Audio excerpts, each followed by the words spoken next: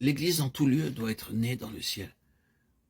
C'est la communion fraternelle d'un ensemble ou d'un corps de croyants nés d'en haut. Ce qui doit donc être vrai de chaque croyant individuel doit être de la compagnie, considéré comme un tout. Cela va droit à la racine même de la conception de l'Église. Et ce sera bien si nous établissons immédiatement que dans les Écritures, aucune autre chose n'est connue ou reconnue comme ayant droit à ce nom, l'Église chrétienne. Cela passera au crible notre façon de considérer les choses et l'amènera à éliminer une somme immense de choses qui empruntent le nom, mais qui ne sont pas la réalité. La chrétienté ou le christianisme sont devenus choses colossales, qui est la demeure de tout genre d'oiseaux de la création. Essayer d'en faire une unité, une supercherie de la part de celui à qui appartiennent ces oiseaux du ciel sur un plan naturel, les uns meilleurs, les autres pires, mais loin d'être tous nés de nouveau d'en haut, Jean 3, 5, 13. Ceci signifie simplement que chaque compagnie locale de croyants juste à son commencement comme tel doit être quelque chose que le Saint-Esprit souverain a produit.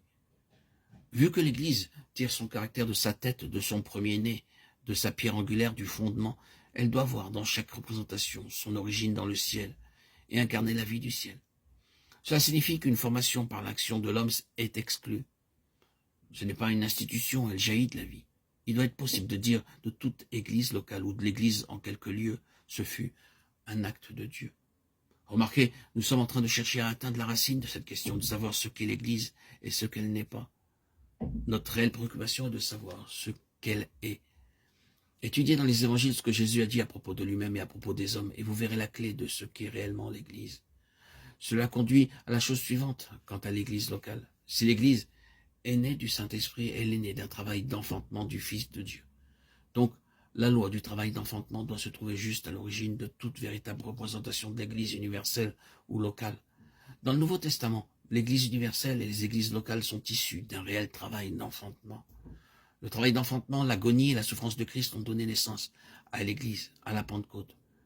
Ceux qui constituèrent son noyau furent baptisés dans sa passion. Ils souffrirent le brisement de leur âme lorsque Jésus mourut. D'où leur joie extatique lorsqu'il ressuscita. Dans leur cas, le passage de Jean 16, 21-22 fut accompli littéralement. Cela ne nécessite aucun développement. Mais qu'en est-il des églises? Pouvons-nous mettre notre doigt sur une église du Nouveau Testament qui ne soit pas née de la souffrance et dans la souffrance? Dès qu'une telle église était en vue, la bataille pour sa vie, même son existence même, commençait. Lapidation, emprisonnement, coups de fouet, poursuite, machination, persécution de tout genre se trouvaient à l'apparition de chacune de telles représentations potentielles de Christ corporativement. Quelqu'un devait payer un prix et les églises étaient le prix du sang et des larmes. Lorsque la puissance est perdue, peut-être par la négligence, la bêtise, la querelle, la division, le formalisme ou la perte du sens de la valeur de la vérité, ou pour toute autre raison, l'unique chemin du recouvrement sera celui d'un nouveau baptême dans la douleur, le remords, les larmes et le travail d'enfantement. C'est assurément la juste interprétation de la seconde lettre aux Corinthiens à la suite de la première. C'est aussi sûrement la clé pour la situation dans la plupart des églises des chapitres 2 et 3 de l'Apocalypse. C'est précisément sous-entendu dans le cas de la Odyssée. Une église qui ne souffre pas pour sa vie est, par toutes les lois de la nature et de la grâce, une église faible et inefficace.